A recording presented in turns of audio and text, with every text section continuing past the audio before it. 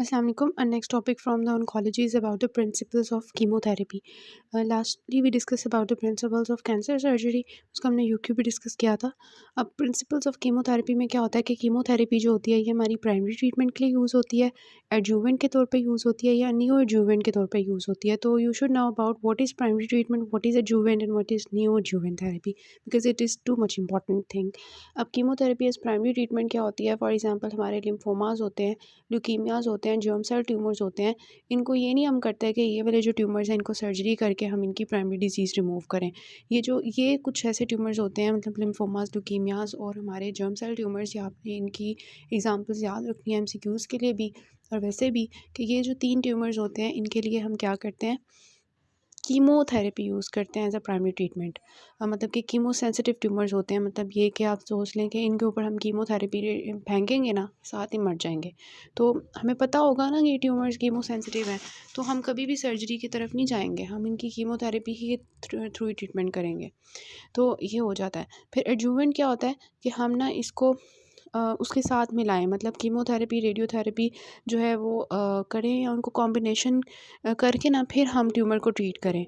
तो ये जो होता है ना, जिसमें हम बाकी को कीमोथेरेपी और रेडियोथेरेपी को मिला के यूज़ करते हैं, तो इसको हम कहते हैं एडजुवेंट. तो जब हम ऐसा करेंगे तो इन ट्यूमर्स का ये होगा कि रिकरेंस के चांसेस कम हो जाएंगे. और ये हम कब करते हैं, देखिए आपने याद रखना है, बिफ़ोर एंड आफ्टर का सीन है यहाँ पे. जब हम सर्जरी कर लेते हैं ना किसी भी ट्यूमर की, मतलब कुछ ऐसे ट्यूमर्स होते हैं जिनकी हम सर्जरी करेंगे, उस सर्जरी करने के बाद हम कॉम्बिनेशन यूज़ करते हैं कीमो और रेडियो का. इसको हम कहते हैं एडजुवेंट थेरेपी. समझ आई? मतलब कि हमने सर्जरी की, प्राइमरी ट्रीटमेंट को रिमूव किया, उसके बाद हमने कीमो और रेडियो की. इससे फ़ायदा ये होगा कि रिकरेंस के चांसेस कम होंगे. हाल ही हम सर्जरी करके उस ट्यूमर को छोड़ देंगे तो वो दोबारा से हो जाएगा. उस दोबारा से होने को प्रिवेंट करने के लिए, रिकरेंस को प्रिवेंट करने के लिए हम क्या करते हैं, सर्जरी करने के बाद कीमो और रेडियोथेरेपी करते हैं, ताकि हमारी जो वो ट्रीटमेंट, वो रिकरेंस उसकी ना हो. तो इसको हम कहते हैं the use of chemotherapy after primary surgical excision of tumour is known as adjuvant therapy. तो कीमोथेरेपी इस केसेस में बहुत से ऐसे कैंसर्स होते हैं, आपने एग्जांपल याद कर लेनी है, कि कोलोरेक्टल ट्यूमर के केस में हम ऐसे करते हैं. फिर न्यू एडजुवेंट बिल्कुल इसका ऑपोजिट है, कि इसमें हमने क्या करना होता है कि हमारा ट्यूमर का साइज़ इतना बड़ा था. फॉर एग्जांपल मैं यहाँ पे आपको ड्रॉ करके बताती हूँ. ये हमारा इतना बड़ा ट्यूमर था. हमने क्या किया, हमने सबसे पहले सोचा कि यार इसके ऊपर थोड़ी सी ना कीमोथेरेपी फेंकते हैं. कीमोथेरेपी की, उसकी वजह से क्या हो गया, उस ट्यूमर का साइज़ जो है ना वो छोटा हो गया. अब आपको क्या लगता है कि छोटा साइज़ हो गया ट्यूमर का, हम इसकी इजीली सर्जरी कर सकते हैं. तो यही इसका मकसद है न्यू एडजुवेंट थेरेपी का. न्यू एडजुवेंट में थेरेपी में हम क्या करते हैं, सबसे पहले कीमोथेरेपी करते हैं, उसके बाद जो है सर्जरी की तरफ जाते हैं. एडजुवेंट में हम क्या कर रहे थे, पहले हम जो है वो सर्जरी कर रहे थे, फिर हम कीमोथेरेपी कर रहे थे. न्यू एडजुवेंट क्या है, पहले हमने कीमोथेरेपी करनी है, ट्यूमर का साइज़ छोटा करना है, फिर हमने जो है सर्जरी करनी है. समझ आई इन दोनों चीज़ों की? आपको बहुत अच्छे से आना चाहिए. It is very much important thing. तो लोकली एडवांस ट्यूमर्स हैं जिनमें सर्जिकल रिसेक्शन पॉसिबल नहीं है, और हम चाहते हैं हमारे ट्यूमर का साइज़ कम हो जाए, उसके एक्सटेंट और बर्डन कम हो जाए, ताकि हम इजीली क्यूरेटिव एक्सcision कर सकें डिजीज़. सो इसको हम क्या कहेंगे, न्यू एडजुवेंट कीमोथेरेपी. नेक्स्ट आपका यूक्यू आता है कि classification of anti cancer drugs. ये भी आपको आने चाहिए. देखें हमारे डिफरेंट कैंसर ड्रग्स होते हैं. अब इसमें वी हैव दीज, इनकी एग्जांपल्स बाद में करते हैं. सबसे पहले ये देखें, मैकेनिज्म्स ऑफ एक्शंस देख लेते हैं. Mechanisms of anti cancer drugs क्या होते हैं, सबसे पहले एल्कालेटिंग एजेंट्स होते हैं हमारे. ये एल्कालेटिंग एजेंट्स क्या करते हैं कि हमारे जो डीएनए होता है ना, डीएनए सेल का, उनके अंदर ना कोवेलेंट बॉन्ड्स बना देते हैं. जब डीएनए जो है, ये डीएनए था, ठीक है, इसके दरमियान में कोवेलेंट बॉन्ड्स बन जाएंगे, मतलब इतने स्ट्रॉन्ग बॉन्ड्स बन जाएंगे, तो ये डीएनए जो है अब रेप्लिकेट नहीं कर पाएगा. मतलब कि डीएनए की रेप्लिकेशन नहीं होगी. डीएनए की रेप्लिकेशन नहीं होगी तो कैंसर जो है, क्या आपको लगता है कि वो रेप्लिकेट कर सकेंगे, सेल्स प्रोलिफरेट कर सकेंगे? नहीं. तो एल्कलेटिंग एजेंट्स का ये काम होता है कि ये कोवेलेंट बॉन्ड्स फॉर्मेशन के थ्रू डीएनए की क्या करते हैं, रेप्लिकेशन को रोक देते हैं. सो ये हमारे होते हैं अल्करेटिंग एजेंट्स. फिर होते हैं एंटी मेटाबोलाइट्स. एंटी मेटाबोलाइट्स के नाम से पता चल रहा है कि इनको ने मेटाबॉलिक पाथवे जो है डीएनए सिंथेसिस का, उसको ब्लॉक कर देना है. डीएनए सिंथेसिस नहीं होगी, सेल की प्रोलिफरेशन नहीं होगी. फिर साइटोटॉक्सिक एंटीबायोटिक्स होती हैं. ये क्या करती हैं कि ये सेल डिवीजन नहीं होने देती, तो इससे भी यही होगा, सेल डिवाइड नहीं करेगा, उसके बाद हमारे जो है माइक्रोट्यूब्यूल्स इनहिबिटर्स होते हैं। इसके नाम से आपको पता चल रहा है कि इन्होंने क्या करना है कि माइक्रोट्यूब्यूल्स के जो फंक्शन है उसको इनहिबिट करना है, और माइटोटिक स्पिंडल्स जो है वो नहीं बनेंगे। मतलब ये जो आपको पता है ना, सेल डिवाइड कर रहा होता है तो इस यहाँ पे जाके माइक्रोट्यूब्यूल्स की स्पिंडल फॉर्मेशन होती है, क्रोमोसोम्स इधर होते हैं, ठीक है। तो वो वाला नहीं होगा, तो वो नहीं होगा तो सेल डिवाइड नहीं करेगा। मतलब सबका काम यही है कि इन्होंने सेल को डिवाइड नहीं होने देना, कैंसर सेल्स को, और इस वजह से कैंसर जो है वो रुक जाएगा। हार्मोन्स क्या करेंगे, हार्मोन सेक्रीशन को नहीं होने देंगे, जिसकी वजह से जो है वो रेप्लिकेशन ऑफ सेल्स नहीं होने देगा। वो सब ने रेप्लिकेशन ऑफ सेल्स को रोकना है। अब एल्काइलेटिंग एजेंट्स जिसमें कोवलेंट बॉन्ड्स बन रहे थे और डीएनए की सिंथेसिस हो रही थी, उसमें कौन कौन सी एग्जांपल्स आ जाती हैं, आपने एग्जांपल्स याद रखनी है। दीज आर साइक्लोफॉस्फेमाइड, यहाँ पे याद रख लें। इसके अलावा आप डिकार्बाजीन याद रख लें, मेल्फेलिन याद रख लें। साइक्लोफॉस्फेमाइड आपको मस्ट आना चाहिए, और इसके साइड इफ़ेक्ट्स भी बहुत इंपॉर्टेंट होते हैं साइक्लोफॉस्फेमाइड के, वो हम आगे देखेंगे। उसके बाद एंटी मेटाबोलाइट्स जिसमें वी हैव द मेथोट्रेक्सेट, 5-फ्लोरोयूरासिल, गेमसीटाबीन। आप दो याद रख लें, मेथोट्रेक्सेट और 5-फ्लोरोयूरासिल। ये आपको बहुत अच्छे से आना चाहिए, एमसीक्यूज़ में भी आता है कि मेथोट्रेक्सेट जो है वो किस कैटेगरी से बिलोंग करता है। यू विल से जो है वो एंटी मेटाबोलाइट से। इसी तरह 5-फ्लोरोयूरासिल है, गेमसाइटाबीन है, कैपेसिटाबीन है। इसके अलावा साइटोटॉक्सिक एंटीबायोटिक्स, जिसने एक्चुअली सेल्स को टॉक्सिक कर देना है, उनकी डिवीजन नहीं होने देनी। उसमें एंटीबायोटिक्स में क्या है, ब्लियोमाइसिन, मिटोमाइसिन, एड्रियामाइसिन। तो माइसिन आ रहा है ना, तो ये उसमें आ जाएगा। इसी तरह माइक्रोट्यूब्यूल इनहिबिटर्स, इसमें अगर आपको फॉर्मा याद हो तो विनक्रिस्टिन, विनब्लास्टिन होता है, और पैसिलिटैक्सिल होता है। ये इंपॉर्टेंट होते हैं, ये आपने याद रखने। तो कौन कौन से हो गए, और हार्मोन्स होते हैं। हार्मोन्स में भी है टैमोक्सिफेन, आपको पता है ब्रेस्ट कैंसर के ट्रीटमेंट में यूज़ होता है। फ्लूटामाइड है, एनेस्ट्राजोल है, गोज़रेलिन है। कौन कौन से हो गए, अल्कलेटिंग एजेंट्स हैं, साइटोटॉक्सिक्स हैं, एंटी मेटाबोलाइट्स हैं आपके। इसी तरह जो है वो माइक्रोट्यूब्यूल्स इनहिबिटर्स हैं। इसी तरह आपके भी हैव द हार्मोन्स। तो ये मैकेनिज्म हमने डिस्कस कर लिए हैं। अब जो है हम कैसे पता लगाएंगे कि जो हम कीमोथेरेपी दे रहे हैं उसका कोई रिस्पॉन्स आ रहा है या नहीं। तो हम क्या करते हैं, इन दोनों चीज़ों से सीरियल मेजरमेंट्स करते हैं, और ट्यूमर मार्कर्स अगेन आपको बताएंगे कि आपकी थेरेपी का क्या असर हो रहा है। तो ट्यूमर मार्कर से पता चल जाएगा, और सीरियल मेजरमेंट्स किस चीज़ की, ट्यूमर साइज़ की। और ट्यूमर साइज़ का हमें कैसे पता चलेगा, अल्ट्रासाउंड से, सीटी स्कैन से, और एमआरआई से। मतलब फॉर एग्जांपल हमने कीमोथेरेपी दी, हमने क्या किया, उसके बाद अल्ट्रासाउंड किया, सीटी एमआरआई किया, तो पहले कैंसर का साइज़ इतना बड़ा था और कीमोथेरेपी से छोटा हो गया, इसका मतलब कि हमारी थेरेपी का फ़ायदा हो रहा है। तो इसको हमने सीरियल मेजरमेंट्स करने होते हैं ट्यूमर साइज़ के और ट्यूमर मार्कर्स के, जिससे हमें पता चलता है कि हमारी कीमोथेरेपी का फ़ायदा हो रहा है या नहीं। फिर कॉम्प्लिकेशंस ऑफ कीमोथेरेपी, ये आपको आने चाहिए, भी बहुत इंपॉर्टेंट है। सारा टॉपिक, सारा चैप्टर बहुत इंपॉर्टेंट है, सारा कुछ यूक्यू है, तो साथ साथ यूक्यूज़ भी हम डिस्कस करें ताकि हमें पता चले हाँ वाकई जो है ना ये सारा चैप्टर इंपॉर्टेंट है। अब कीमोथेरेपी के क्या फ़ायदे, क्या नुकसान है, आपको पता है। आपके इर्द गिर्द जो आपने 2-3 चीज़ें जो याद रखनी होती हैं किसी भी कैंसर पेशेंट के लिए कीमोथेरेपी ले रहा हो, यू शुड रिमेंबर कि उनको नौज़िया वॉमिटिंग होता है, उनके बाल झड़ जाते हैं सारे सर के। आपने देखे भी होंगे कैंसर पेशेंट्स, एलोपीसिया जिसको कहते हैं। तो नौज़िया वॉमिटिंग आपने नहीं भूलना।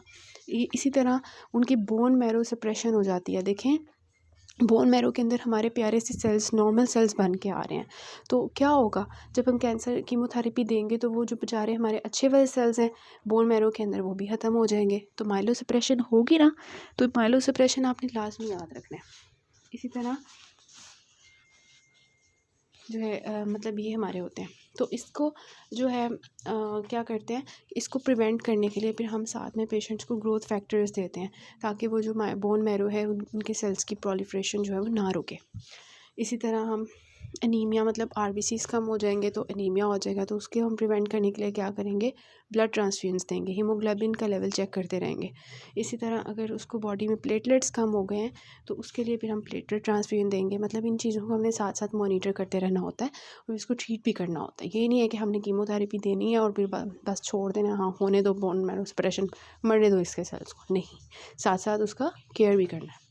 नेक्स्ट, एलोपीसिया, आपको पता है हेयर लॉस हो जाता होता है, लेकिन ये है कि हमने पेशेंट को समझा के देना और समझाना होता है फीमेल्स को कि हम आपको कीमोथेरेपी दे रहे हैं, इससे आपके सारे बाल झड़ जाएंगे, आपको विक्स की ज़रूरत पड़ेगी, लेकिन आपने परेशान नहीं होना। जैसे ही हम कीमोथेरेपी को छोड़ेंगे आपके बाल दोबारा वापस आ जाएंगे, तो रीग्रो होना शुरू हो जाते हैं।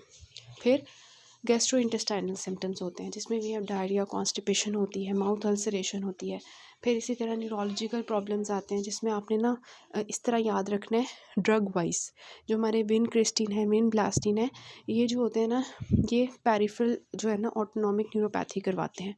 इसी तरह जो सिस्प्लाटिन होता है, ये क्या करवाता है, टिनाइटिस और हेयरिंग लॉस करवाता है। ये आपको फॉर्मा में ये इंपॉर्टेंट चीज़ें थी, आपको याद होंगी कि ये चीज़ें करवाती हैं। फिर आपको एमसीक्यूज़ के लिए याद होना चाहिए, साइक्लोफॉस्फेमाइड जो होता है, ये क्या करता है, हीमोरेजिक सिस्टाइटिस करवाता है। मतलब ब्लैडर की इन्फ्लेमेशन हेमोरेजिक किस्म की, मतलब ब्लड आना शुरू हो जाता है। तो ब्लैडर टॉक्सिक कौन सा है, साइक्लोफॉस्फेमाइड।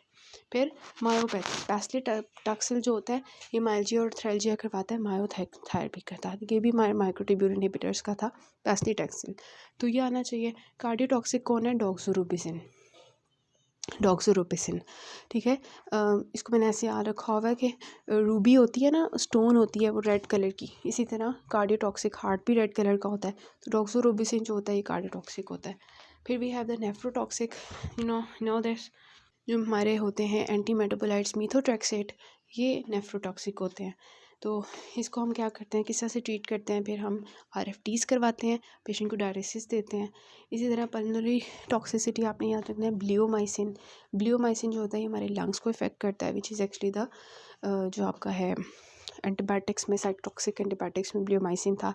ये आपका क्या करता है, लंग्स को इफेक्ट करता है, पल्मोनरी टॉक्सिसिटी करवाता है, इन्फिल्ट्रेट्स बनाता है। फिर इनफर्टिलिटी, हमारे एल्कलेटिंग एजेंट्स जो होते हैं ये इनफर्टिलिटी करवा देते हैं, क्योंकि स्पर्म्स जो हैं वो फिर अफेक्ट होना शुरू हो जाते हैं। इसी तरह we have the hepatic problem के बहुत से एंटी मेटाबोलाइट्स हैं जो कि हमारे लिवर फंक्शंस को अफेक्ट करेंगे। इसी तरह सेकेंडरी मेलिग्नेंसीज हो सकती हैं कि कुछ ऐसे कैंसर, एंटी कैंसर ड्रग्स होते हैं, कोई और मेलिग्नेंसी करवाना शुरू कर देते हैं, लाइक ल्यूकीमिया। ठीक है, किस किस चीज़ को अफेक्ट करे, ऑलमोस्ट सारा, बाल उतर गए हैं बंदे के, बोन मैरो इफेक्ट हो रही है, हार्ट इफेक्ट हो रहा है, लंग्स इफेक्ट हो रहे हैं, GIT इफेक्ट हो रही है, यूरिनरी सिस्टम जो है वो ब्लैडर प्रॉब्लम हो रही है, जेनेटिक प्रॉब्लम वो जो है, सॉरी, वो हमारी जेनेटो यूरिनरी प्रॉब्लम, मतलब इनफर्टिलिटी हो रही है, हेपेटिक प्रॉब्लम, लिवर प्रॉब्लम हो रही है, दूसरी मेलिग्नेंसीज हो रही हैं, न्यूरोलॉजिकल इफेक्ट्स, मसल्स, नर्व्स, सारा कुछ इफेक्ट हो रहा है। सो ये हमारा हो गया। अब इसके यूक्यूज डिस्कस कर लेते हैं, फिर हम प्रिंसिपल्स ऑफ रेडियोथेरेपी की तरफ चलते हैं। 55 years old female is planned for adjuvant chemoradiotherapy। Adjuvant क्या होती है, जिसमें सबसे पहले हम सर्जरी करते हैं, फिर कीमोरेडियो करते हैं कॉम्बिनेशन में। आफ्टर मॉडिफाइड रेडिकल मिस्टेक्टमी, मतलब उसने सर्जरी के बाद की है, तो ऑब्वियसली एडजुवेंट होगा। For invasive ductal carcinoma the breast, तो आपने बताना है एडजुवेंट कीमोथेरेपी क्या होती है। आपने बताना है कि एडजुवेंट कीमोथेरेपी में क्या होता है। सबसे पहले हम सर्जरी करते हैं। The use of chemotherapy after primary surgical excision of the tumor is known as adjuvant chemotherapy। इसका क्या फ़ायदा होता है, lower the risk of recurrence। तो ये आपने लिख दिया इसके बारे में। फॉर एग्जांपल कोलोरेक्टल ट्यूमर के बाद हम करते हैं इसको, या breast cancer tumour, breast cancer के बाद। What are the basic principles of combined therapy, ये आपने एक यूक्यू का है जो हमने डिस्कस नहीं किया। कंबाइंड थेरेपी का बेसिक प्रिंसिपल क्या होता है कि हमारे जो हमने कंबाइंड फॉर्म में ड्रग्स यूज़ करनी है। फॉर एग्जांपल हम एक ड्रग यूज़ कर रहे हैं मीथोट्रेक्सेट, एक हम यूज़ कर रहे हैं किसी और से, विनक्रेस्टिन यूज़ कर रहे हैं, एक हम यूज़ कर रहे हैं किसी और से। तो कंबाइंड थेरेपी का क्या फ़ायदा होगा, सबसे पहले तो टाइट्रेटेड होता है। मतलब ये कि हमने ना उनकी डोजेज को बहुत ज़्यादा हाई डोज नहीं देनी होती, हमने उन सबको टाइट्रेट करके देना होता है। सो हमने क्या करना होता है कि डोजेस जो हैं वो सबकी ना, जो ड्रग्स हम कॉम्बिनेशन में यूज़ करें उनको दे शुड बी टाइट्रेटेड, ताकि एंड ऑर्गन टॉक्सिसिटी जो है उसको मिनिमाइज़ किया जा सके। ठीक है, मतलब कि उनको टाइट्रेट फॉर्म में, मतलब ये हम ड्रग दे रहे हैं ना, ये ड्रग है, सब ड्रग्स को ना इनकी डोज कम करके देनी है, टाइट्रेट करके देनी है, ताकि उनका जो है वो एंड ऑर्गन टॉक्सिसिटी जो है वो ना हो। फिर drug should be given in optimum dose and schedule to optimise dose intensity, मतलब वही के डोज उनकी ऑप्टिमम देनी है, ऑप्टिमम स्केड्यूल होना चाहिए। फिर ये है कि डिफरेंट मैकेनिज़म्स होने चाहिए हर ड्रग के, मतलब मैंने आपको जैसे मैकेनिज़्म ऑफ एक्शन बताए हैं, तो हर मैकेनिज़्म ऑफ एक्शन की डिफरेंट ड्रग्स, मतलब एक से हमने मेथोट्रेक्सेट ले लिया, एक दूसरे मैकेनिज़्म ऑफ एक्शन वाली ले ली, तीसरे मैकेनिज़्म ऑफ एक्शन वाली ले ली। इसी तरह पैटर्न्स ऑफ रेजिस्टेंस हर किसी की डिफरेंट होने चाहिए कि किसी की अगर रेजिस्टेंस शो हो रही है तो दूसरी ड्रग काम कर जाए, तो उस तरह से हमने कॉम्बिनेशन में देना होता है। फिर उनके डिफरेंट मैकेनिज़्म ऑफ एक्शन होने चाहिए, उनकी ओवरलैपिंग टॉक्सिसिटी नहीं होनी चाहिए। जैसे फॉर एग्जांपल मीथोट्रेक्सेट और 5-फ्लोरोयूरेसिल है, एक ही मैकेनिज्म ऑफ एक्शन वाले हैं और सेम टॉक्सिसिटी है, तो सेम अगर टॉक्सिसिटी है तो उसका तो नुकसान होगा, तो इस वजह से नो ओवरलैपिंग टॉक्सिसिटी होनी चाहिए। All drugs must have single agent activity, हर एक का अपना अपना काम होना चाहिए, ठीक है। तो ये हमारे इसकी कॉम्बिनेशन का फ़ायदा होता है, ट्राइट्रेशन, optimum dosing, different mechanisms, different patterns of resistance, different toxicity, no overlapping toxicity and single agent activity of every drug। उसके बाद आता है 50 ईयर्स ओल्ड वेमेन है, उसको जो है वो कार्सिनोम ऑफ द ब्रेस्ट है, डॉक्टर ने उसको एडजुवेंट थेरेपी का बताया। तो what is meant bye new adjuvant therapy, तो आप बताएंगे। सबसे पहले हम श्रिंक करते हैं ट्यूमर का size by giving the chemotherapy, और फिर हम जो है वो करते हैं तो सर्जरी। तो chemotherapy use to destroy the cancer cells, stop their growth and improve symptoms. In neoadjuvant chemotherapy drug treatment takes place before surgical extraction of tumor. This is in contrast with adjuvant therapy, which is the drug treatment used after surgery. Rationale क्या होता है new adjuvant therapy का? To make the non-operable tumors operable, मतलब जो पहले surgery के through remove नहीं कर सकते थे, अब उनका साइज़ कम हो गया तो हम उसको ऑपरेटेबल बना सकें। To achieve organ preservation, organ हमारा प्रिजर्व रहे। इतना बड़ा ट्यूमर का मास था जिसकी वजह से हमें ऑर्गन को रिमूव करना पड़ रहा था, अब हम उस ट्यूमर के मास को छोटा करेंगे ताकि हमारा ऑर्गन बच जाए। ये चीज़ होती है। और तीसरी चीज़ क्या है? To select the sensitivity for the specific treatment, तो ये हमारा है कि बायोमार्कर्स जो हैं उनकी हम करें। उसके बाद वो पूछते हैं कि what is meant by adjuvant therapy, तो again in adjuvant therapy chemotherapy and radiation और chemotherapy and surgery are used together. Usually the chemotherapy will be used after all of the known and visible tumor has been removed surgically or with radiation। तो इसका rational क्या होता है adjuvant chemotherapy का? To kill the micrometastatic disease. Micrometastatic मतलब छोटी सी भी metastasis हुई है वो भी ख़त्म हो जाए।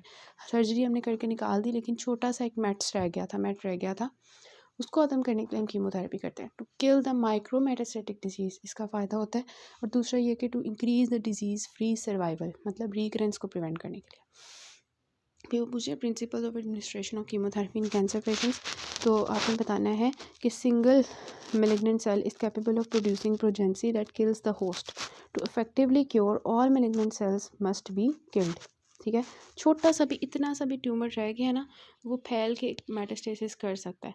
तो हमारा ये कीमोथेरेपी का प्रिंसिपल ये है कि हम क्या करें कि सारे के सारे मेलिग्नेंट सेल्स, छोटू सा सेल भी जो है ना बॉडी में ना रहे ताकि वो आगे जाके कैंसर की प्रोलिफरेशन ना करे।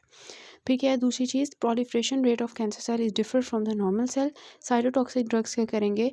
Kills the cancer cell by first order kinetics. तीसरा क्या है? कंबाइंड हम अप्रोच यूज़ करते हैं कैंसर कीमोथेरेपी के लिए। और चौथा क्या है? Polypharmacy can be use to achieve total tumour cell kill, मतलब सबका काम ये है कि हमने सेल सारे के सारे सेल्स को रिमूव करना है। साइटोटॉक्सिक ड्रग्स जो हैं दीज आर द इधर सेल साइकिल नॉन स्पेसिफिक होती हैं या सेल साइकिल स्पेसिफिक होती हैं।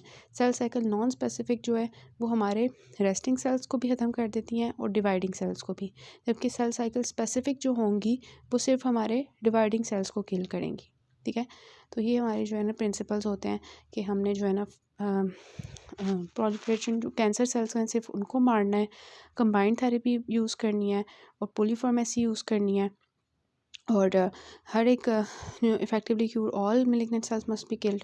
और चौथा ये कि साइटोटॉक्सिक ड्रग्स जो है नॉन स्पेसिफिक हैं या सेल्स साइकिल स्पेसिफिक हैं, और वो मैंने आपको बता दिया क्या होते हैं। ठीक है, तो ये हमारा हो गया। उसके बाद प्रिंसिपल्स में आपने बता देना है कि ये हमारी एडजुवेंट हो सकती है या फिर न्यू एडजुवेंट हो सकती है या फिर प्राइमरी थेरेपी हो सकती है कीमो की। उसके बाद है what is adjuvant new adjuvant, ये हमने कर लिया है। उसके बाद what least common complications of chemotherapy, तो वो आपने बता देनी है। आप उस तरह भी बता सकते हो कि इसका क्या है, ब्लूमाइसिन क्या करता है, साइक्लोफॉस्फेमाइड क्या करता है, विन्क्रिस्टिन पैसिलिटैक्सेल क्या करता है, कौन लंग्स को टॉक्सिक है, कौन जीआईटी को टॉक्सिक है, कौन न्यूरोटॉक्सिक है, कौन ब्लैडर टॉक्सिक है, कौन मायोपैथी करवाता है, कौन जो है वो इनफर्टिलिटी करवाता है, कौन हेपेटिक, कौन सेकेंडरी मेलिग्नेंसी किस तरह होती है, और नोज़िया वॉमिटिंग, माइलोसप्रेशन और एलोपीसिया, ये तो आपने भूलना ही नहीं है ना किसी भी चीज़ में। अच्छा, उसके बाद आता है name 3 first generation chemotherapy drugs used after mastectomy for cancers. तो फर्स्ट जनरेशन कीमोथेरेपी ड्रग्स जो यूज़ होती है ना, दीज आर एल्कालेटिंग एजेंट्स।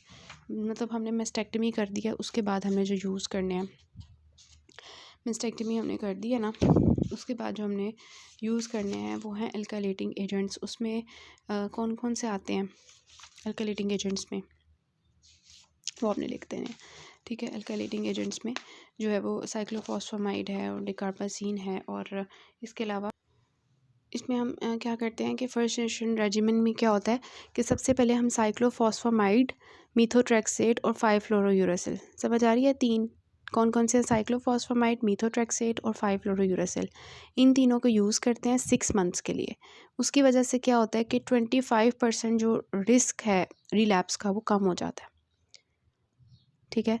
10 से 15 साल के पीरियड के लिए कोई कैंसर की प्रोग्रेशन नहीं होती।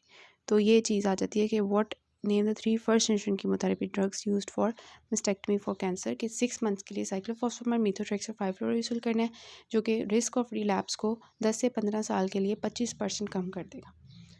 उसके बाद आता है बेसिक प्रिंसिपल्स ऑफ कंबाइंड जो है थेरेपी। उसमें मैंने आपको बता दिया कि titration, optimum dosing and schedule, different mechanism of action, different patterns of resistance, no overlapping toxicity, and all drugs must have a single agent activity. ये सेम वही वाला क्वेश्चन है। और पहले आपने बता देना है न्यूरोजेवेंट हो सकता है, जुवेंट या प्राइमरी थेरेपी हो सकती है। फिर ये उन्होंने बताया कि उन्होंने जो है मैकेनिज्म ऑफ एक्शन ऑफ 5-फ्लोरोयूरासिल का पूछा है कि वो आपका कैसे काम करता है। तो आपने बता देना कि ये एक एल्कलेटिंग एजेंट है, सॉरी एंटी मेटाबोलाइट है, जो कि क्या करता है, मेटाबॉलिज्म ऑफ सेल्स को जो है वो ख़त्म करता है 5-फ्लोरोयूरासिल, और उसकी वजह से सेल्स जो है वो रेप्लिकेट नहीं होते और कैंसर की प्रोग्रेशन नहीं होती। तो इनहिबिशन, इसका जो बेसिक काम है ना वो ये होता है कि जो है ना ये एक होता है हमारा इंजाइम थायमिडाइड सिंथेटेज, थायमिडाइड सिंथेटेज, मेटाबॉलिज्म को रोकना है ना इसने। सिंथेटेज एक इंजाइम है, उसको इनहिबिट करता है, जिसकी वजह से डीएनए और आरएनए की सिंथेसिस नहीं होती, ठीक है। एक्चुअली हो क्या रहा होता है कि जो DUMP होता है ना, ये TMP में कन्वर्ट करता है। DTMP जो है ना ये आगे से DNA में कन्वर्ट करता है, और इसके लिए हमें चाहिए ये यहाँ पे इनहिबिशन कर देता है 5-फ्लोरोयूरासिल। थायमिडाइड सिंथेसिस जो होता है ना, इस एंजाइम यहाँ पे एक्ट कर रहा होता है, उसको इनहिबिट कर देता है, तो इसकी वजह से जो है ना ये रुक जाता है। फिर उन्होंने वही पूछा है कि न्यूरोजेवेंट थेरेपी क्या होती है, 2 एग्जांपल्स आपने दे देनी है। उसके बाद 3 बेसिक प्रिंसिपल्स बता देने हैं। उसके बाद पूछा उन्होंने कि उनको ना लिम्फोमा है, एक बच्चे को सर्वाइकल स्वेलिंग है, और उसको इस तरह की स्वेलिंग्स इनग्वाइनल रीजन में भी हैं। तो आपका ऑप्शन क्या होगा ट्रीटमेंट के लिए? हमने पहले भी पढ़ा कि लिम्फोमा के लिए प्राइमरी ट्रीटमेंट जो है हमारा कीमोथेरेपी होता है। फिर वो कहते हैं कि जो है ना आपने बताना है कि हम इन्यूमरेट द ट्रीटमेंट ऑप्शंस, उसके बाद रेडियोथेरेपी और chemotherapy, give your choice with at least 3 points of preference. हमने बताना है कीमोथेरेपी जो है क्यूरेटिव कीमोथेरेपी है, chemotherapy is easily available and less technical. Lymphomas जो होते हैं these are chemo sensitive tumours, इस वजह से हम इनकी कीमोथेरेपी करते हैं। And lymphomas are best cured as it is a systemic therapy, तो इस वजह से सिस्टेमिक थेरेपी के थ्रू ट्यूमर ये होते हैं। इसके लिए जो क्यूरेटिव हम कीमोथेरेपी के एजेंट्स यूज़ करते हैं these are the vincristine, vinblastine, adriamycin, dacarbazine and prednisolone. तो ये हमारे होते हैं। उसके बाद आ जाता है कि 45 ईयर्स ओल्ड लेडी है और उसको कार्सिनोमा ऑफ द ब्रेस्ट है, उसने वो निकलवा दिया। अब उसकी एडवाइस की गई है कीमोथेरेपी। तो आपने कीमोथेरेपिक ड्रग्स की पूरी क्लासिफिकेशन लिखनी है जो मैंने आपको बताई है। कॉम्प्लिकेशंस बताने हैं, नेक्स्ट उन्होंने अगेन आपसे कॉम्प्लिकेशंस पूछे हैं। So this is all about the principles of chemotherapy. Next से हम लास्ट करते हैं।